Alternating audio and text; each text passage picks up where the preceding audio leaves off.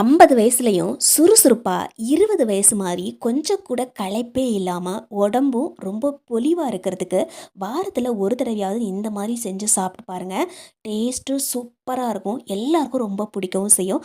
சின்ன குழந்தைங்கலேருந்து பெரியவங்க வரைக்கும் கண்டிப்பா விரும்பி சாப்பிடுவாங்க. இதுக்காக நம்ம 1 கப் அளவு பச்சை பயிறு எடுத்துக்கலாம். பச்சை பயிறு நம்ம ஊற வைக்கணும் அப்படிலாம் அவசியமே கிடையாது. நெனச்ச உடனேயே நம்ம டக்குன்னு இத செஞ்சிடலாம். இதுக்காக நம்ம பச்சை பயிரை இதே போல கழுவி மட்டும் எடுத்தா போதும். இப்போ கழுவிட்டு தண்ணி இது போல் வடிகட்டி எடுத்துக்கோங்க. இப்போ நம்ம ஒரு கடாய் எடுத்துக்கலாம். கடாய் நல்லா சூடாகட்டும். அதுக்கப்புறமா நம்ம தண்ணியெல்லாம் இல்லாமல் வடிகட்டி எடுத்து வச்சுருக்கக்கூடிய பச்சைப்பயிறு இது எல்லாத்தையும் நம்ம அப்படியே சேர்த்துட்டு ஒரு முறை வறுக்க ஆரம்பிச்சிடலாம். 1 நிமிஷத்துக்கு ஹை ஃப்ளேமில் வச்சுடுங்க. அப்போ தான் தண்ணி சீக்கிரமாக வற்றிடும். இப்போ 1 நிமிஷம் ஆயிடுச்சு. அதுக்குள்ளேயே தண்ணியெல்லாம் ஓரளவுக்கு வற்ற ஆரம்பிச்சிருக்கு பாருங்கள். இப்போ தண்ணியெல்லாம் நல்லா வற்றி இந்த மாதிரி நல்லா உதிரி உதிரியாக வர ஆரம்பிச்சிடும். இப்போது மீடியம் ஃப்ளேமில் நம்ம மாற்றி வச்சுட்டு இப்போ நம்ம வறுக்க ஆரம்பிச்சிடலாம். பச்சை பயிறு வறுபட்டிருக்கு அப்படின்னா நமக்கு ஈஸியாக தெரிய ஆரம்பிக்கும். ஏன்னா இது நல்லா வாசனையும் வீச ஆரம்பிக்கும். அதே சமயத்தில் நம்ம ஒரு பருப்பை கையில் எடுத்து வாயில் போட்டாவே நல்லா கடுன்னு இருக்கணும். நிறமும் நல்லா மாறி இருக்கணும். இப்போ பாருங்கள், நிறம் ஓரளவுக்கு நல்லா மாறி இருக்குது. அடுப்பை ஆஃப் பண்ணி வச்சுக்கலாம். ஒரே ஒரு பருப்பெடுத்து வாயில் எடுத்து போட்டு பாருங்கள். நல்லா கடமுடான்னு இருக்குன்னா அடுப்பை ஆஃப் பண்ணி விட்டுக்கோங்க. இப்போ நம்ம அரை கப் அளவுக்கு எள்ளு எடுத்துக்கலாம். இதுக்கு நீங்கள் கருப்பு எள்ளு எடுத்தாலும் சரி, வெள்ளை எள்ளு எடுத்தாலும் சரி. நான் இன்றைக்கி கருப்பு எள்ளு தான் எடுத்துக்கிறேன். எள்ளையும் நம்ம இதே போல் ஒரு தடவை கழுவி எடுத்துக்கலாம். நம்ம எள்ளை கழுவி எடுத்தால் கூட அதுலேயும் நிறைய டஸ்ட்டு இருக்கும். இப்போது இந்த எள்ளை மட்டும் நம்ம தனியாக கழுவி எடுத்தாச்சு. தண்ணியை தனியாக வடிகட்டி எடுத்துக்கலாம். அதே கடாயை நம்ம திரும்ப யூஸ் பண்ணிக்கலாம். இப்போ கடாயை நம்ம நல்லா சூடானதுக்கு அப்புறமா இந்த எள்ளை நம்ம அப்படியே கொட்டிக்கலாம். இப்போ நம்ம ஹை ஃப்ளேமில் வச்சுட்டு நம்ம வறுக்க ஆரம்பிச்சிட வேண்டியதுதான். எள்ளுலையும் கொஞ்சம் தண்ணி இருக்கும் இல்லைங்களா, அது எல்லாம் சீக்கிரமாக வற்றி போயிடும். எள்ளில் நிறைய இரும்பு சத்து, கால்சிய சத்துன்னு நிறைய சத்துக்கள் இருக்குது. உங்களுக்கு தலைமுடி ரொம்ப உதிர்வு அதிகமாக இருக்குது அப்படின்னா இந்த எள்ளு சேர்த்து நம்ம செய்யக்கூடிய இந்த உணவுப் பொருளை நீங்கள் அடிக்கடி செஞ்சு சாப்பிடுங்க. நல்லா டேஸ்டியாகவும் இருக்கும். அதே சமயத்தில் இந்த முடி உதிர்வு பிரச்சனையும் இருக்காது. இப்போ எள்ளு நல்லா சூடானதுக்கு அப்புறமா இது கூட பாதாம் பருப்பு, முந்திரி பருப்பு நம்ம சேர்த்துக்கலாம். நான் இன்றைக்கி ஒரு 10 பாதாம் பருப்பு, அதுக்கு கொஞ்சமாக முந்திரி பருப்பு சேர்த்துக்கிறேன். இன்னும் கொஞ்சம் அதிகமாக சேர்க்கணும் அப்படின்னு நினச்சிங்கன்னா உங்களுக்கு டேஸ்ட்டுக்கு தகுந்த மாதிரி நீங்கள் நட்ஸ் வகைகள் சேர்த்துக்கலாம். இப்போ எல்லாத்தையும் நல்லா சூடு பண்ணிவிட்டு இது ஓரளவுக்கு நமக்கு நல்லா சூடாகி வந்திருக்கு. இப்போ நம்ம அடுப்பை ஆஃப் பண்ணி விட்டுறலாம். இப்போ கொஞ்ச நேரத்துக்கு நம்ம அப்படியே விட்டோன்னா இது நல்லா ஆறி போயிடும். பருப்பு நல்லா ஆறுனதுக்கு அப்புறமா நம்ம மிக்ஸி ஜாரில் சேர்த்துக்கலாங்க. இது நம்ம உடனடியாக செஞ்சிடலாம். இப்போ செய்யணும் அப்படின்னு நினச்சோன்னா உடனடியாக இதை ஊற வைக்காமல் டக்குன்னு இந்த மாதிரி கழுவிட்டு செஞ்சிடலாம். டேஸ்ட்டு ரொம்ப அருமையாக இருக்கும். நம்ம இப்படி வறுத்து செய்கிறதால ரொம்ப நாளுக்கு நம்ம இதை ஸ்டோர் பண்ணி கூட வச்சுக்கலாம். எவ்வளோ நாள் நம்ம இதை வச்சுருந்தாலும் கெட்டு போகவே போகாது. டேஸ்ட் நமக்கு அப்படியே இருக்கும். இப்போ இது எல்லாத்தையும் நல்லா அரைச்சி எடுத்துக்கோங்க. இந்த மாதிரி லைட்டாக நமக்கு துருன்னு இருந்தாலும் பரவாயில்ல. ஜலிச்செடுக்கணும் அப்படிலாம் அவசியம் கிடையாது. மிக்சியில் நம்ம அரைச்செடுக்கும் போதே சின்ன சின்னதாக குருணைகள் அங்கங்கே இருக்கும். அது இருந்தாலும் பரவாயில்ல. இப்போ நம்ம ஒரு கடாய் எடுத்துக்கலாம். இதில் அரை கப் அளவுக்கு வெல்லம் சேர்த்துக்கலாங்க. இதுக்கு பதிலாக நீங்கள் சீனியும் சேர்த்துக்கலாம். ஆனால் வெல்லம் சேர்த்துக்கு தான் டேஸ்ட்டே. இது கூட அரை கப் அளவு தண்ணி சேர்த்துக்கிறேன். இப்போ எல்லாத்தையும் நல்லா மிக்ஸ் பண்ணி விட்டுக்கலாம். இந்த தண்ணி கொதித்து வரும்போதே இந்த வெல்லமும் நல்லா கரைஞ்சி வர ஆரம்பிக்கும். நிறமும் நல்லா மாறிடும் பாருங்கள். இப்போ தண்ணியை நம்ம ஒரு முறை நல்லா கொதிக்க வச்சுக்கலாம். இந்த மாதிரி நல்லா பொலன்னு நல்லா கொதித்து வரணும். அப்போ தான் இந்த வெல்லம் இதில் நல்லா கரைஞ்சி வரும். லைட்டாக ஒட்டி வரும். நல்லா கையில் வச்சு நீங்கள் எடுத்து பார்த்தீங்கன்னா அது வந்து ஒரு மாதிரி நூல் மாதிரி ஒட்டி வரணும். அதுக்காக ரொம்ப நேரம் போட்டாலும் நம்ம காய்ச்சக்கூடாது. ரொம்ப நேரம் நம்ம அப்படியே இதை அடுப்பில் விட்டோம் அப்படின்னா இது கல் மாதிரி ஆகிடும். அதனால் கொஞ்சமாக ஒட்டுற அளவுக்கு நமக்கு பதம் வந்தாவே போதும். இந்த மாதிரி கொஞ்சம் தண்ணி எடுத்துகிட்டு நீங்கள் லைட்டாக இந்த மாதிரி விட்டு பாருங்கள். இந்த மாதிரி வந்தால் போதும். இதுக்கு மேலே நம்ம வெயிட் பண்ணோம் அப்படின்னா இது எல்லாம் ஒன்றோட ஒன்று நல்லா உருண்டு எல்லாம் கல் மாதிரி வந்துடும். அதனால் இதுவே நமக்கு கரெக்டாக இருக்கும். இப்போ இந்த நம்ம பொடி பண்ணி வச்சுக்கக்கூடிய அந்த பவுடர் இருக்கு இல்லைங்களா, அது எல்லாத்தையும் நம்ம அப்படியே இதில் கொட்டிக்கலாம். இதை நம்ம சேர்க்கும்போது அடுப்பை லோ ஃப்ளேமில் வச்சுட்டு இதே போல் கிளற ஆரம்பிச்சிடுங்க. ஏற்கனவே பருப்பு நம்ம வறுத்தான் சேர்த்துருக்குறோம். அதனால் அதில் பச்சை வாடை எதுவுமே அடிக்காது. லோ ஃப்ளேமில் வச்சு நம்ம இதை கிளறும்போது அது இன்னும் நல்லா சாஃப்ட் ஆகும். இந்த மாதிரி நல்லா கிளறி முடித்ததுக்கப்புறமா நம்ம உடனடியாக அடுப்பை ஆஃப் பண்ணிடலாம். அதுக்கு மேலே நம்ம வச்சுருக்க வேண்டாங்க. இப்போ நல்லா மிக்ஸ் பண்ணி விட்டுட்டோம், அவ்வளோதான். இப்போ நம்ம ஒரு தட்டோ அல்லது ஒரு பாத்திரமோ எடுத்துக்கலாம். இதில் கொஞ்சமாக நெய் சேர்த்துக்கிறேன். நெய் சேர்த்துக்கும் போது வாசனை நல்லாயிருக்கும். உங்கள்கிட்ட பட்டர் இருந்துச்சுன்னா அது கூட நீங்கள் சேர்த்துக்கலாம். பட்டர் சேர்த்திங்கன்னா உருக்கி சேர்த்துக்கோங்க. இப்போ நம்ம சேர்த்துக்கிறதுல இனிப்பு மீடியமாக தான் இருக்கும். திகட்டுற அளவுக்கு இருக்காது. நிறைய பேருக்கு அதிகமாக இனிப்பு சாப்பிட்றது பிடிக்கும். அந்த மாதிரி ரொம்ப இனிப்பு சாப்பிட்றது பிடிக்கும் அப்படின்னா நீங்கள் இன்னும் கொஞ்சம் வெல்லம் அதிகமாகவே சேர்த்துக்கலாம். ஒரு மிக்ஸி ஜாரில் அரை கப் அளவு தேங்காய் சேர்த்துக்கிறேன். இதை இதே போல் நல்லா பொடிச்சு எடுத்துக்கலாம். இதில் நம்ம தண்ணி எதுவும் ஊற்றக்கூடாது. இந்த மாதிரி உதிரியான பருவத்துக்கு வரணும். அதனால் இதே போல் அரைச்சி எடுத்துகிட்டு இதை சேர்த்துக்கலாம். இதை நீங்கள் ரொம்ப நாள் ஸ்டோர் பண்ணி வைக்கிறீங்க, ஒரு 3 மாதம் வரைக்கும் ஸ்டோர் பண்ணி வைக்கிறீங்க அப்படின்னா இதே போல் தேங்காவை பச்சையாக சேர்த்துறாதீங்க, வறுத்து சேர்த்துடுங்க. தேங்காய் பச்சையாக போட்டோன்னா டேஸ்ட்டு நல்லாயிருக்கும், ஆனால் சீக்கிரமாக கெட்டு போயிடுங்க. நான் இப்போ செய்கிறது ஒரு 2 நாளைக்கே பத்தாது. 2 நாள்லேயே வீட்டில் இருக்கக்கூடிய எல்லாரும் 1, 2ன்னு எடுத்து சாப்பிட ஆரம்பிச்சிடுவாங்க. அதனால தேங்காவை நான் பச்சையாகவே சேர்த்துட்டேன். பச்சையாகவே சேர்த்து நம்ம உருட்டி எடுத்தோன்னா டேஸ்ட் அவ்வளோ சூப்பராக இருக்கும்.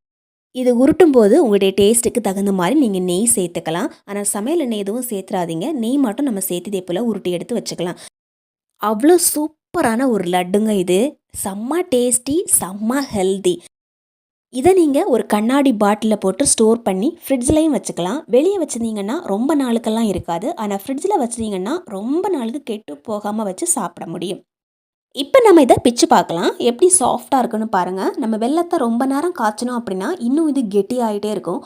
இன்னும் இது கெட்டியாக கடலை மிட்டாய் சாப்பிட்ற மாதிரி கடுக்கு முடுக்கு இருக்கணும் அப்படின்னு நினச்சிங்கன்னா வெல்லத்தை இன்னும் கொஞ்சம் நேரம் நம்ம காய்ச்ச விடலாம். அப்படி காய்ச்ச விட்டோன்னா இது ரொம்ப கெட்டியாயிடும். உங்கள் ஃப்ரெண்ட்ஸ் அண்ட் ஃபேமிலியில் யாராவது ரொம்ப கை கால் நடுக்கமாக இருக்குது, உடம்பே தெம்பில்லாத மாதிரி இருக்குது, முடி உதிரும் ரொம்ப அதிகமாக இருக்குது அப்படின்னா அவங்களுக்கு இந்த வீடியோவை கண்டிப்பாக ஷேர் பண்ணி வைங்க. ரொம்ப ரொம்ப யூஸ்ஃபுல்லாக இருக்கும்.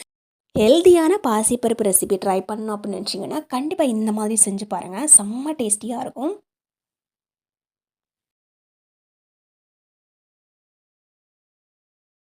சேமியா வச்சு இது வரைக்கும் நீங்கள் இந்த மாதிரி செஞ்சு சாப்பிட்ருக்க மாட்டீங்க. ரொம்ப டேஸ்டியாக இருக்கும். கூடவே பச்சை பயிரும் சேர்த்து செய்யும்போது செம்ம டேஸ்டியாக இருக்கும். இதை அடிச்சுக்கிறதுக்கு எதாலையும் முடியாது. கடையில் நம்ம கேட்டால் கூட இந்த அளவுக்கு டேஸ்டியாகவும் ஹெல்த்தியாகவும் கிடைக்காது. இதுக்காக நம்ம ஒரு கப் அளவு பச்சை பயிர் எடுத்து ஊற போட்டு எடுத்துக்கிறோம். நைட்டு ஃபுல்லாக ஊற வச்சாலும் சரி, அல்லது நீங்கள் ஒரு 2 மணி நேரம் ஊற வச்சிங்கன்னா பச்சை பயிர் நல்லா இந்த மாதிரி ஊறி கிடச்சிடும். இப்போது ஊற வச்ச பச்சை பயிறு ப்ரெஷர் குக்கரில் 1 கப் அளவு சேர்த்துக்கிறேன். கூடவே 3/4 கப் அளவு தண்ணி சேர்த்துக்கிறேன். நீங்கள் ஊற வைக்காமல் பச்சை பயிரை கூட வேக வச்சுக்கலாம். அப்படி சேர்த்திங்கன்னா அரை கப் அளவு தண்ணி எக்ஸ்ட்ரா சேர்த்துக்கோங்க. இது கூட 1/4 ஸ்பூன் அளவுக்கு உப்பு, சின்னதாக ஒரு பட்டை, சின்னதாக ஒரு பிரியாணி இலை, இது எல்லாம் சேர்த்துட்டு 1 நிமிஷத்துக்கு கொதிக்க விட்டுக்கலாம். உப்பு நல்லா கரைஞ்சி வந்துடுச்சு. இப்போ நம்ம மூடி போட்டு விட்டுடலாம். இப்போ ப்ரெஷர் குக்கரில் விசில் போட்டு விட்டுறலாங்க. இப்போது 1 கப் அளவு சேமியா எடுத்துக்கிறேன். எந்த சேமியா வேணாலும் எடுத்துக்கலாம். நம்ம இதுக்கு வறுத்த சேமியாவோ வறுக்காத சேமியாவோ எது வேணால் எடுத்துக்கலாம். வறுக்காத சேமியா எடுத்திங்கன்னா வறுக்கணும் அப்படிலாம் அவசியம் கிடையாது. இப்படியே நம்ம செய்ய ஆரம்பிச்சிடலாம். நான் இன்றைக்கி எடுத்துருக்கக்கூடியது அணில் சேமியா தான். இப்போ நம்ம ஒரு பாத்திரத்தில் 1 கப் அளவு சேமியாவை அப்படியே சேர்த்துக்கலாம். இதில் 2 கப் அளவு தண்ணி சேர்த்துட்டு கை வச்சு இதே போல் நல்லா பிசைஞ்சு எடுத்துக்கலாம். அப்போது இதுக்கு மேலே இருக்கக்கூடிய அந்த மாவு மாதிரி இருக்கக்கூடியதெல்லாம் தண்ணியில் வந்துடும். தண்ணியை பார்த்தாவே தெரியுது பாருங்கள், நல்லா நிறம் மாறி போயிருக்கும். இந்த தண்ணி நமக்கு தேவை கிடையாது. தண்ணியை வடிகட்டி அப்படியே நம்ம கீழே ஊற்றிடலாம். இப்போது இந்த சேமியாவை மட்டும் அப்படியே வடித்து வச்சுக்கோங்க. இதில் இந்த சேமியா மூழ்கிற அளவுக்கு மட்டும் தண்ணி சேர்த்துக்கோங்க. எக்ஸ்ட்ரா தண்ணி எதுவும் சேர்க்க வேண்டாம். நம்ம எந்த அளவு சேமியா சேர்த்துருக்குறோமோ அது மூழ்கிற அளவுக்கு தண்ணி சேர்த்தா போதும். இப்படி சேமியாவை கை வச்சு ஸ்ப்ரெட் பண்ணி விட்டுட்டு நம்ம இதை மூடி போட்டு விட்டுடலாம். ஏற்கனவே நம்ம வேக வச்சுருக்கக்கூடிய பச்சை பயிறு, நான் ஊற வச்ச பச்சை பயிறு சேர்த்துருக்கிறேன். இது நல்லா வெந்து வரதுக்கு 2 விசில் போதுமானதாக இருக்கும். ஊற வைக்காத பச்சை பயிறு சேர்த்திங்கன்னா தண்ணி எக்ஸ்ட்ரா சேர்த்துக்கணும், விசிலும் எக்ஸ்ட்ரா 2 விசில் போட்டு எடுக்கணும். அப்போ தான் நல்லா சாஃப்டாக வெந்து கிடைக்கும். இப்போ இந்த மாதிரி நமக்கு வெந்து கிடைச்சா போதும். நல்லா மசியணும் அப்படிலாம் அவசியம் கிடையாது. இதில் நம்ம போட்டிருக்கக்கூடிய அந்த பட்டை, அந்த பிரியாணி இலை, அது எல்லாத்தையும் நம்ம வெளியே எடுத்துடலாம். இப்போ ஒரு பாத்திரம்னு எடுத்துக்கலாம். நம்ம வேக வச்சு வச்சுருக்கக்கூடிய இந்த பச்சை பயிறு எல்லாத்தையும் நம்ம அதில் அப்படியே கொட்டிக்கலாங்க. இது கொஞ்சம் நேரத்துக்கு ஆறட்டும். அதில் தண்ணி எக்ஸ்ட்ரா இருக்குது பார்த்தீங்களா, இது நம்ம கீழெல்லாம் ஊற்றக்கூடாது. அப்படியே இதில் சேர்த்துக்கிறது தான் நல்லது. மிக்ஸி ஜார் ஒன்று எடுத்துக்கலாம். இதில் அரை கப் அளவு தேங்காய் சேர்த்துக்கிறேன். கூடவே ஒரு ஏலக்காய் சேர்த்துக்கிறேன். இதே போல் நம்ம அரைச்சி எடுத்துக்கலாம். தண்ணி சேர்க்கக்கூடாது. இதே போல் அரைச்சி மட்டும் எடுத்தால் போதும். துருவின மாதிரி கிடைக்கணும், அவ்வளவுதான். இதுக்கு பதிலாக நீங்கள் துருவின தேங்காயும் சேர்த்துக்கோங்க. துருவின தேங்காய் எடுக்கிறீங்கன்னா அரை கப் அளவு எடுத்துக்கோங்க. இப்போ நம்ம அரைச்சி வச்சுக்கக்கூடிய இந்த தேங்காய் எல்லாத்தையும் அப்படியே நம்ம இதில் சேர்த்துக்கலாம்.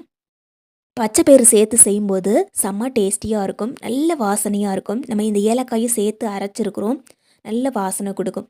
ஒருவேளை நீங்கள் ஏலக்காய் சேர்த்து அரைக்கல, துருணு தேங்காய் சேர்த்துக்கிறீங்க அப்படின்னா ஏலக்காய் தூள் 1/4 ஸ்பூன் அளவுக்கு சேர்த்துக்கோங்க.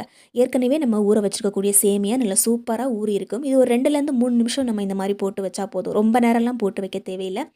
அதில் இருக்கக்கூடிய தண்ணியை மட்டும் விட்டுட்டு அப்படியே வடிகட்டி இப்படி எடுத்துக்கோங்க. இந்த மாதிரி கையில் எடுத்துட்டு இந்த பிளேட்டில் இது கூட சேர்த்து விட்டுக்கோங்க. இது ஒரு 2 கைப்பிடி அளவு கிடைக்கும் நமக்கு. அந்த தண்ணி நமக்கு தேவை கிடையாது. பச்சைப்பயிறு வேக வச்ச தண்ணியை நம்ம சேர்த்துக்கணும். அதே வேளையில் சேமியாவை ஊற வச்ச தண்ணி நம்ம பயன்படுத்த வேண்டாம். கொஞ்சமாக உலர்ந்த திராட்சை சேர்த்துக்கிறேன். இதில் நம்ம எந்த நட்ஸஸ் வேணாலும் சேர்த்துக்கலாம். அது நம்முடைய விருப்பம்தான். இது டேஸ்ட்டுக்கு தகுந்த மாதிரி கொஞ்சமாக நாட்டு சக்கரை அரை கப்பளவு சேர்த்துட்டு கை வச்சு தேய்மோல நம்ம மிக்ஸ் பண்ணி விட்டுக்கலாம்.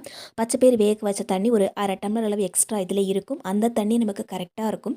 வேறு நம்ம எக்ஸ்ட்ரா தண்ணி எதுவுமே ஊற்றக்கூடாது. கை வச்சு நம்ம இந்த மாதிரி பிசைஞ்சு எடுக்கும்போது பார்த்திங்கன்னா தண்ணி ஓடக்கூடாது. அதுலேருந்து தண்ணி வடிகிற மாதிரி இருக்கக்கூடாது. லைட்டாக ஒரு தண்ணி பிசு இருந்தாலும் பரவாயில்ல, கரெக்டான அளவில் இருக்கும். நல்ல வாசனைக்காக ஒரு 1/4 ஸ்பூன் அளவுக்கு நெய் சேர்த்துக்கிறேன். நெய் சேர்க்கும்போது நல்ல வாசனையும் கொடுக்கும், நல்ல டேஸ்ட்டு கொடுக்கும். கை வச்சு இதே போல் மிக்ஸ் பண்ணி விட்டுக்கோங்க. உங்களுக்கு பிடிக்கலன்னா நீங்கள் கரண்டி வச்சு கூட மிக்ஸ் பண்ணலாங்க, தப்பு கிடையாது. இப்போ இந்த மாதிரி ஒரு பருவத்துக்கு நம்ம மிக்ஸ் பண்ணி வச்சுருக்கிறோம். அவ்வளவுதான், நம்ம வேலையே முடிஞ்சு போச்சு. டக்குன்னு ஈஸியாக செஞ்சிடலாம். எப்போவுமே நம்ம இந்த சேமியாவை பார்த்த உடனே உப்புமா தான் செய்யணும்னு தோணும், அல்லது பாயாசம் செய்யணும்னு தோணும். ஆனால் இந்த மாதிரி செஞ்சிங்கன்னா கண்டிப்பாக அடிக்கடி செய்வீங்க. ரொம்ப டேஸ்டியாகவும் இருக்கும், நல்ல வாசனையாக இருக்கும். அதே சமயத்தில் நம்ம இந்த பச்சைப்பயிறு சேர்த்து செய்கிறதால அது ஒரு டேஸ்ட் எக்ஸ்ட்ரா நமக்கு கொடுக்கும். நல்ல ஹெல்த்தியாகவும் இருக்கும். குழந்தைங்களுக்கெல்லாம் ரொம்ப பிடிக்கவும் செய்யும். சும்மா பச்சைப்பயிரை வேக வச்சு கொடுத்தோன்னா கண்டிப்பாக சாப்பிட மாட்டாங்க. 2 ஸ்பூன் சாப்பிட்டு அப்படியே போட்டு போயிடுவாங்க. ஆனால் இந்த மாதிரி செஞ்சு கொடுத்து பாருங்கள், ஒரு 4 கூட அப்படியே அமுக்கி சாப்பிட்ருவாங்க. அந்த அளவுக்கு ரொம்ப டேஸ்டியாக இருக்கும். இப்போ நம்ம வாழை இலை எடுத்துக்கலாம். வாழை இலையை முதல்ல தீயில லைட்டாக வாட்டி எடுத்துக்கோங்க. அதுக்கப்புறமா இந்த மாதிரி லைட்டாக பிச்சுட்டு நம்ம இதுக்கு மேலே நம்ம மிக்ஸ் பண்ணி வச்சுக்கக்கூடியது அப்படியே எடுத்து வச்சுட்டு க்ளோஸ் பண்ணி விட வேண்டியதான். 2 சைடும் க்ளோஸ் பண்ணி விட்டோன்னா உள்ளே தண்ணி இறங்காமல் இருக்கும். இப்போ இந்த மாதிரி க்ளோஸ் பண்ணி விட்டுக்கோங்க. லைட்டாக பிஞ்சு போனால் கூட பரவாயில்ல, அது வெளியெல்லாம் வராது. ஏன்னா தண்ணி மாதிரி இல்லை, கொஞ்சம் கெட்டியாக தான் இருக்கும் நமக்கு. இப்போ நம்ம மிச்சம் இருக்கக்கூடிய மாவு எல்லாத்தையும் இதே போல் இலையில சுருட்டி நம்ம வச்சுக்கலாங்க. இதுக்கு நம்ம இட்லி பாத்திரத்தை பயன்படுத்தினாலும் சரி, அல்லது இந்த மாதிரி ஒரு பாத்திரத்தில் 1 டம்ளர் அளவு தண்ணி எடுத்து வச்சுக்கோங்க. தண்ணி நல்லா சூடானதுக்கப்புறமா அப்படியே தூக்கி இதை மேலே வச்சிடலாம். நீங்கள் இதை இட்லி பாத்திரத்தில் இந்த மாதிரி வச்சு வேக வச்சாலும் ஓகே தான். இது நல்லா செட் ஆகி வெந்து வரதுக்கு 5 நிமிஷம் தான் ஆகும். ஏன்னா நம்ம ஏற்கனவே ஊற வச்சு தான் சேர்த்துருக்குறோம். அதே மாதிரி நமக்கு பச்சைப்பயிறு ஏற்கனவே வெந்து போயிருக்கும். இது நல்லா வெந்து செட் ஆகி வரணும், அவ்வளோதான்.